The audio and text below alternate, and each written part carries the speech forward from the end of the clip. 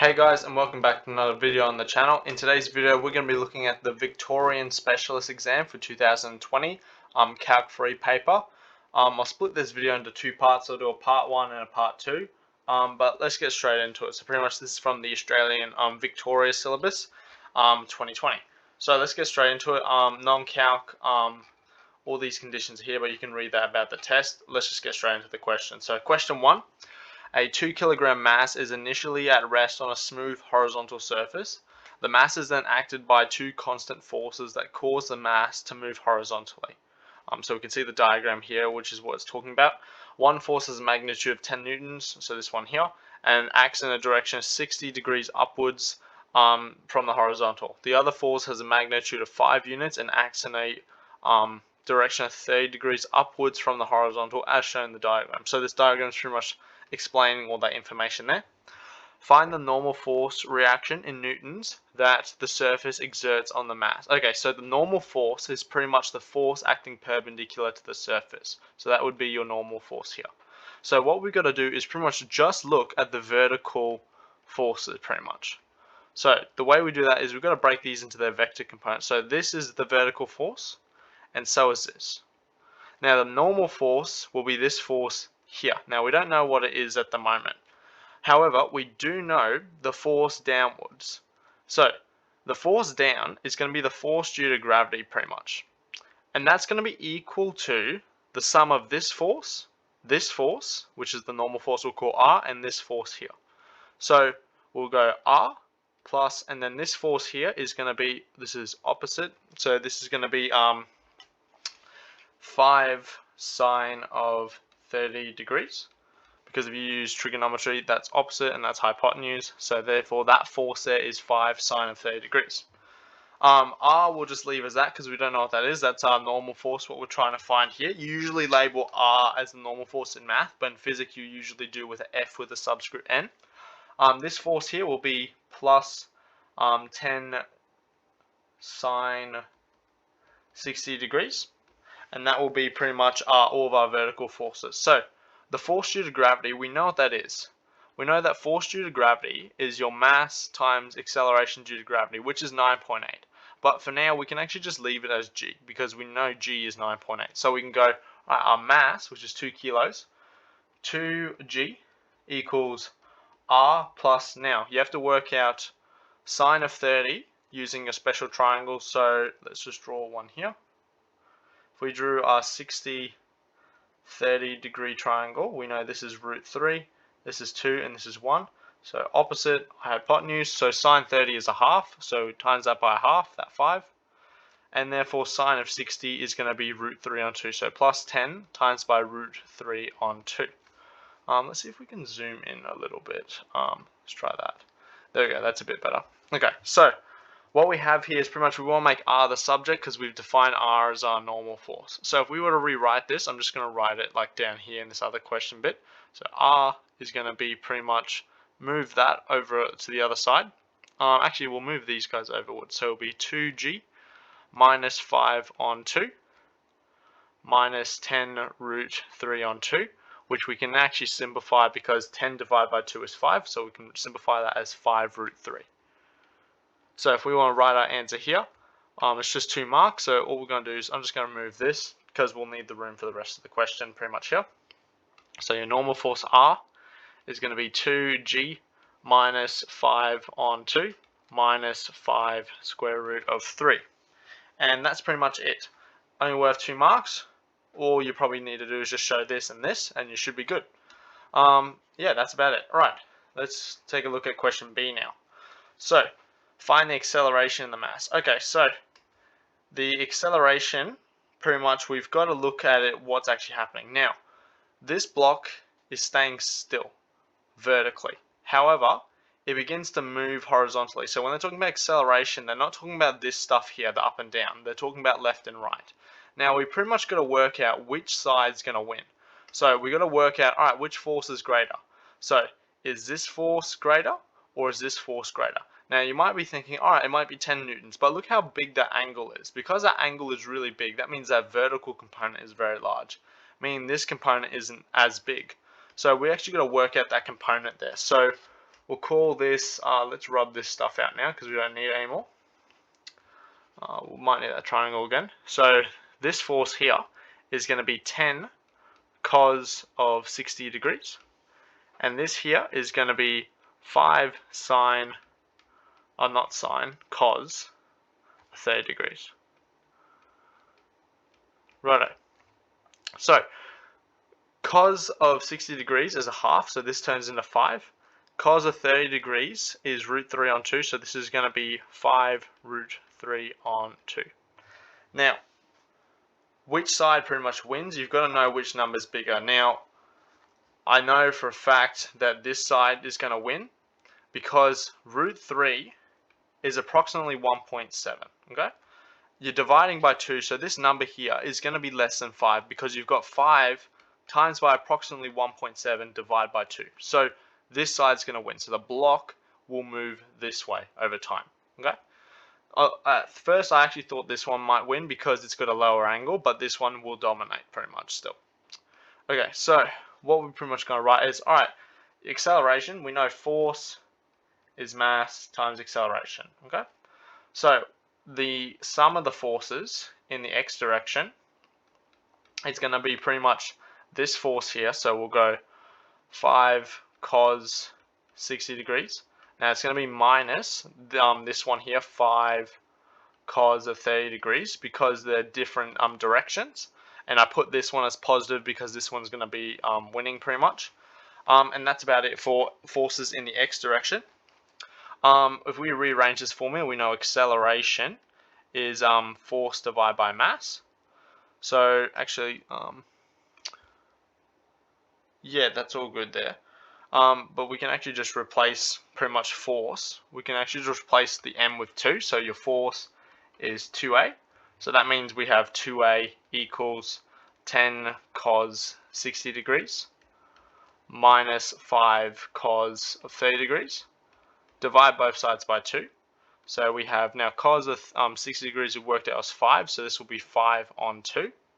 5 cos of 30 degrees was 5 root 3 on 2. If you divide that by 2, that turns into 4, and this is a minus. So if I rub this out now, because I need a bit of room to write this, your acceleration should be 5 over 2 minus 5 root 3 on 4 meters per second squared, because that's the units for acceleration. Right, that's that question answered. Let's move on to part C. How far the mass travels during the first 4 seconds of motion. So for this one, because it's constant acceleration, we can use a Suva equation or equation of motion. So displacement is equal to the initial velocity times time plus a half the acceleration times time squared.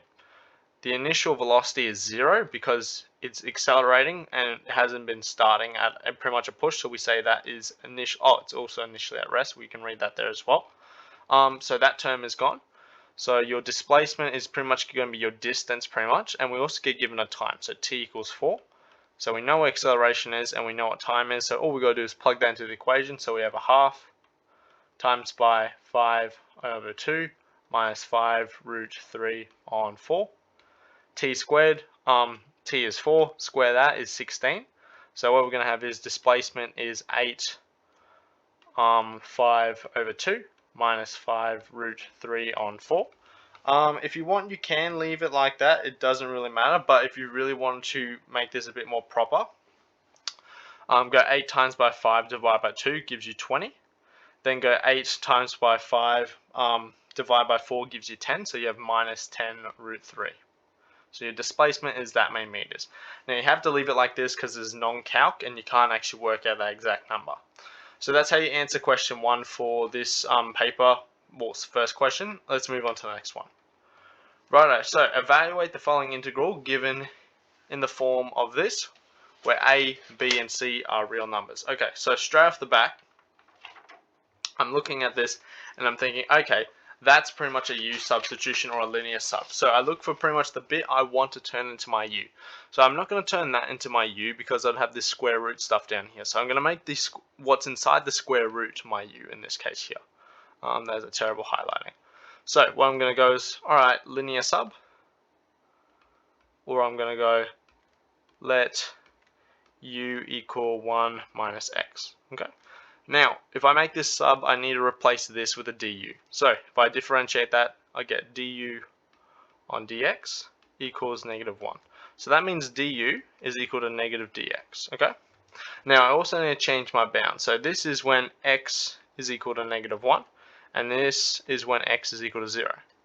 So when x equals -1, if I put that in this equation here, I'm going to get u equals 1 minus -1, which is 2. If I put 0 into here, I'm going to get u equals 1. So those are my change of bounds. What else I'm going to do? Rearrange this to make x a subject, because if I make the substitution now, I've still got an x up here I'll have to deal with. So the way you make x a subject is pretty much swap these guys around. So you get x is equal to 1 minus u. And then let's apply the u sub. So our integral is from -1 to 0 on 1 plus x over the square root of 1 minus x dx. If I apply the u sub or linear sub, our integral was going to turn into, alright, this turns into 2, this turns into 1, 1 plus x, which is 1 minus u, square root of u, and du was negative. So we've pretty much come to that conclusion there. Now we can switch our bounds by putting a negative sign out the front, but we've also got a negative here which we can cancel out. So we can actually turn this into this integral here. The integral from 1 to 2 over 2 minus u over the square root of u du. Okay, that's a lot easier to integrate now. Now I'm going to rub this out because I've actually run out of room for this question here. So I'm going to rub this stuff out. If you want to take a look at that again, just rewind the video and yeah, take a gaze at that. Righto. Let's move that.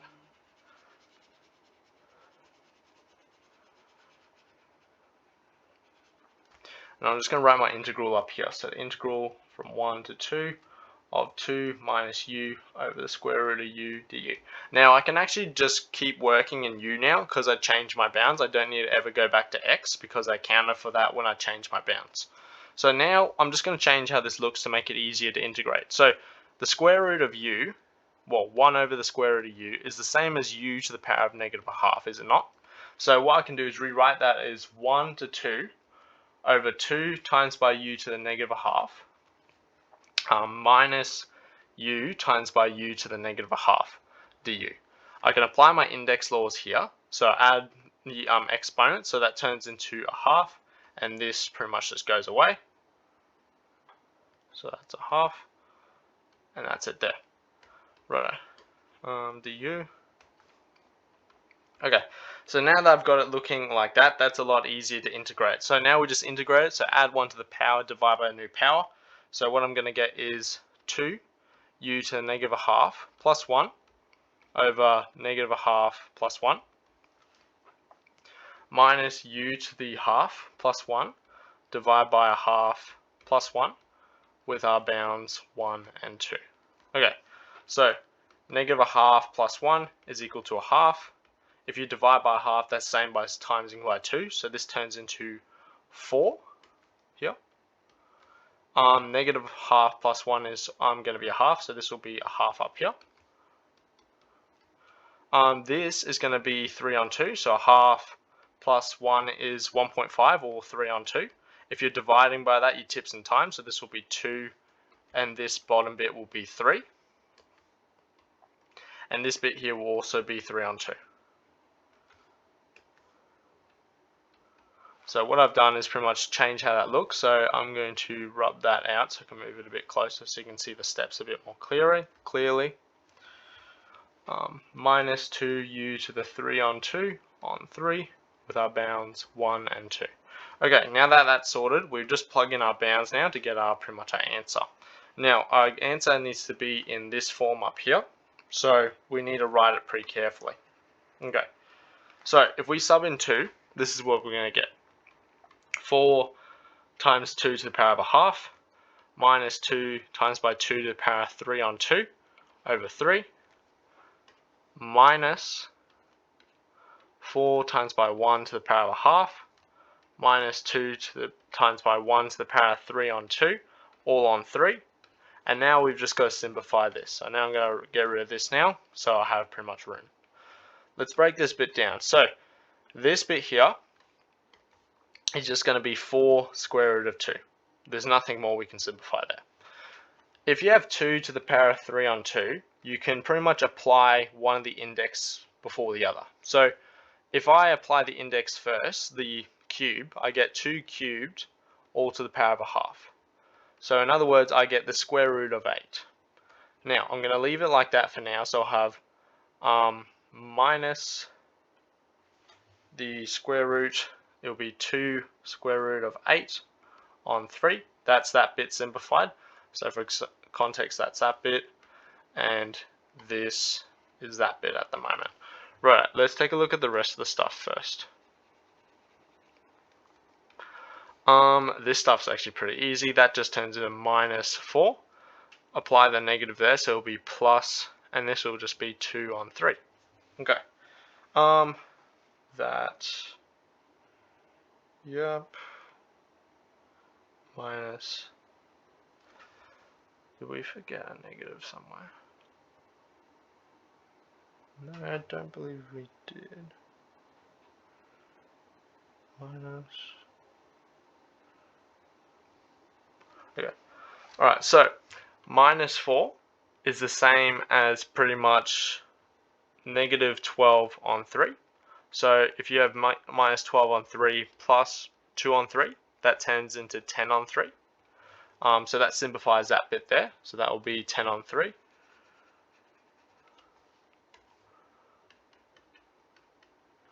And right, let's rub this stuff out now because I need all the room I can get. And let's take a look what we can do even further, because we need to have our answer in this form up here. So we need pretty much a number plus a multiple of a third. So we have to try and combine these two. So let's take a look at that square root of 8. So the square root of 8 is the same as the square root of 4 times by 2, is it not? Which is the same as the square root of 4 times the square root of 2. Square root of 4 is 2, so this can be simplified to 2 root 2. So square root of 8 can turn into that. So we have 4 over 2 minus 2 times by 2, which is 4 root 2 on 3. Now we need to make them have a common denominator. So what we're going to do is pretty much, alright, if I put 3 down here, this needs to turn into a 12, pretty much. So then it's going to be 12 root 2 minus 4 root 2. So that turns into pretty much 8 root 2 on 3 plus 10 over 3. Now you could combine it because they have like denominators, but it's in the exact same form as we want it in the question. So for example, that is your, oh that's not your A, sorry, let's rub that out. Your A is the number in front of the third. So your A is this bit, your third bit, so your B, let me highlight it, is this, and your C is this bit here. So we've put it in the correct answer form pretty much. That's about it for question 2. Let's move on to question 3. If you have any questions, leave some in the comments and I'll try my best to answer them. Okay, question 3. Find the cube roots of 1 over the square root of 2 minus 1 over the square root of 2i, expressing polar form using principal values of the argument. Or augment, I don't know how they pronounce that sometimes. Okay, so find the cube root of this complex number. So this complex number, we can visualize it. Let's just call this Z1 or something. So Z1 has 1 over root 2.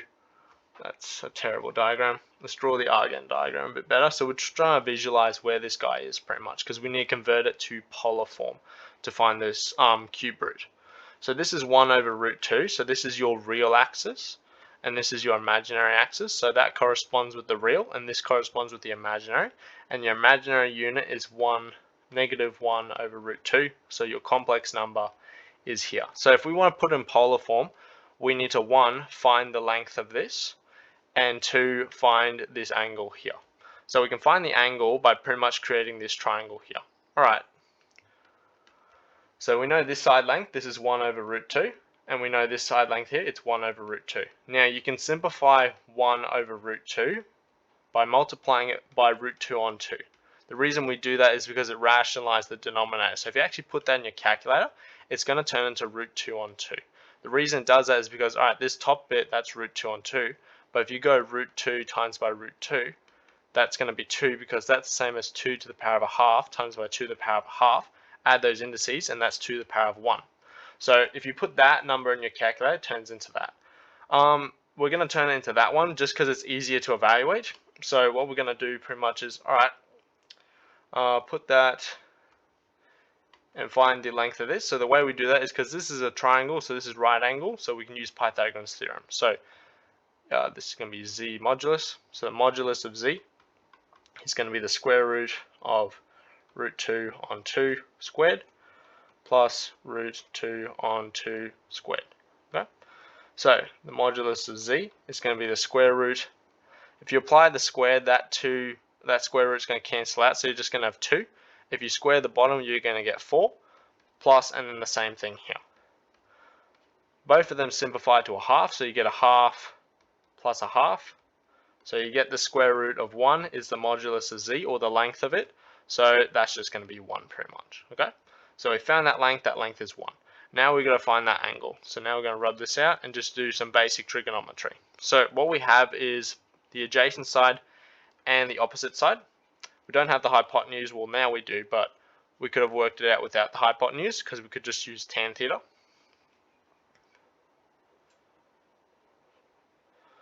So straight off the back, opposite, adjacent, tan theta is opposite on adjacent. That number is the same as that, so that's going to be 1 because a number divided by itself is 1. Theta is going to be tan inverse of 1. You can work out tan inverse of 1 by using this triangle here. So if you have 45, 45, 1, 1, root 2, you have the opposite adjacent, so that angle must be 45 degrees. But since we're dealing with complex numbers, you need to put it in radians, so 45 degrees is pi on 4 radians. Alrighty, so our complex number z1 can be written as 1 CIS pi on 4. Now CIS just stands for cos angle plus I sine of that angle. Okay, it's a short form for Euler's identity, but we don't use that in this particular syllabus. Okay, so now we've done that, we can actually start taking the cube root of this number here. So what we do in this case here is we're looking for 3 complex numbers. So when you're finding a solution to a polynomial, whatever the degree of that polynomial is how many solutions there will be, including complex. Now real solutions will be at least 1, but it might just be 1. So for example, if you cube root 1, you'll get 1, but there's actually 2 complex numbers that are valid with that. Right, so what we have is, alright, we're looking for a complex number cubed such that it is equivalent to this complex number here. So what we're going to do is pretty much, alright, let's rewrite this complex number in general polar form. So the radius from the distance from the center, which is r, CIS theta. So we can rewrite it like that. So we have r CIS theta cubed equals 1 CIS pi on 4. We can apply De Morgan's theorem, so the cube will apply to here, and the 3 will go and multiply by the angle. So this will be r cubed CIS 3 theta is equal to 1 CIS pi on 4. Now we can actually equate the following bits and pieces. So the r cubed is going to be equal to 1, and the angle is going to be equal to this plus a multiple of the rotation. So for example, r cubed will be 1, but 3 theta will be pi on 4 plus also multiples of a 360 rotation. So 2 pi is 360 degrees multiplied by a multiple of that, where k is pretty much an integer. So for example, you're accounting for, you have a solution here, you go around again, you have another solution here, go around again, you have another solution here. That's what that term's accounting for. And this is pretty much saying, alright, how many times are you going around the circle? Hence why those must be an integer. So what we can do now is, alright, we're looking for 3 solutions. So all we're using is pretty much, alright, k equals 0, 1, and 2. So our general solution at the moment is 1 CIS. Now we're going to divide by 3, so that's going to be 12, and that's going to be 3. Will be pi on 12 plus 2 pi k on 3. So if you put in k equals 0, your first solution is 1 CIS pi on 12. If you put in k equals 1, you're going to get, what's that going to be? 112 plus 2 on 3. So z's going to be 1 CIS 7 pi on 12. If you put in k equals 2 now, you're going to get 4 pi on 3 plus pi on 12 is going to be 5 pi on 12, maybe? I think so. Yeah, make that 4, make that 4. So you can get 15, 17 pi on 12. I think that's going to be it. I solved it before, I'm just going to have to double check the notes.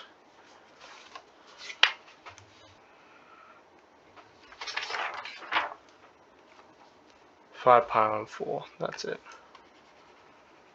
So if you put in k equals 2, you should get 5 pi on 4 as your angle. Now that's going to be the same as probably one of the answers, I think, except just written a bit differently, because notice this angle has a larger number on the numerator than the denominator, so it's like representing pretty much an angle over here, but you can also represent it as a negative angle over here. So all these answers are pretty much valid there.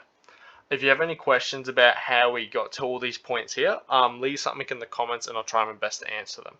Right, let's move on to question 4, and this will be the last one I'll do in this video because there's 4 more questions and I don't want this video to be an hour long pretty much. So, pretty much we've got to solve the inequality. So, the inequality is 3 minus x is pretty much greater than 1 over the absolute value of 1 over x minus 4. So, let's think about this pretty much. This is going to be very similar to a hyperbola. So a hyperbola like this would look something like this, where you have the asymptote at 4, and it looks something like this. However, we've got absolute values on that, so this bit will be reflected up like this pretty much. So this will be what this graph looks like. We know this is going to be a line and it's going to go through something like that because it's got a negative gradient. Now that won't be necessarily going through 4, I just drew it like that, but it will go through 5. Will go through some point like that, and this point here will be 0, 3 because this point here is a line. It's got a negative gradient, hence why it's going that way. And if you set x equal to 0, you get your y-intercept, which is 3. So we know it looks something like this. Now, that is pretty much what we're looking for. The point where this function is greater than this function here. So we're pretty much looking for pretty much the region around here. So the interval from here to pretty much negative infinity. Now you've got to put it in interval notation, so you need to write it like x belongs, and then you got to put 2 numbers pretty much. Now we know it's going to go off to negative infinity. We can see that from the graph at the moment, but we don't know what this guy is.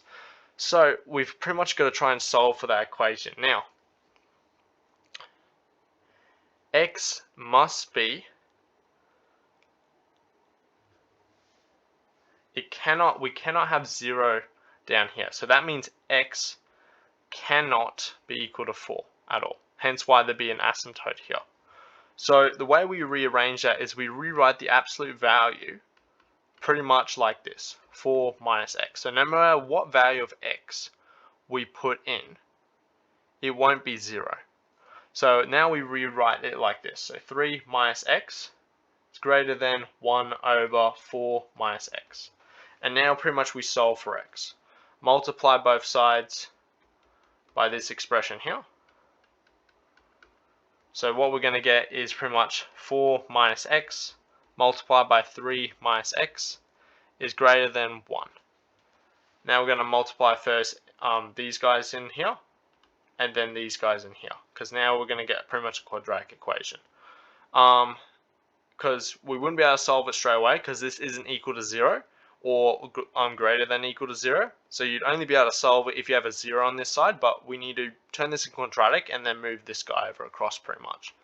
So the way we do that is, alright, 4 multiplied by x is minus 4x. 4 multiplied by 3 is 12. X times by negative x times negative x is going to be positive x squared. And then negative x times 3 is minus 3x. And that's all greater than 1. Now you move the 1 across. So what we're going to get is x squared minus 7x plus 11 is greater than 0. Right. Easy quadratic equation we can solve now. So a, b, c is our coefficients of our quadratic, where we have 1, negative 7, and 11. X is negative b plus or minus the square root of b squared minus 4 times a times c, all on to a. So x is going to be 7 plus or minus the square root of negative 7 squared minus 4 times 1 times 11 all over 2 times by 1. Right, so we have run out of room already, my goodness. So right up here, so x is equal to 7 plus or minus 49 minus 44 on 2. So you're going to get x is 7 plus or minus 5 on 2. So we get two x values. Now, what are they going to be? So if you have 7 plus root 5 on 2, that number is definitely bigger than 4. So it's definitely over here. So we're going to choose the second solution because this number will definitely be smaller than 4. So it's either one or the other, the smaller out of the two. So that will be our solution there. And then put that pretty much just here. So 7 minus root 5 on 2. And that's your answer for question 4. Righto, so that was the first part. I'll take a look at these next questions in the second part. Stay tuned for that. And yeah, pretty much I'll see you in the next video. I hope you enjoyed it.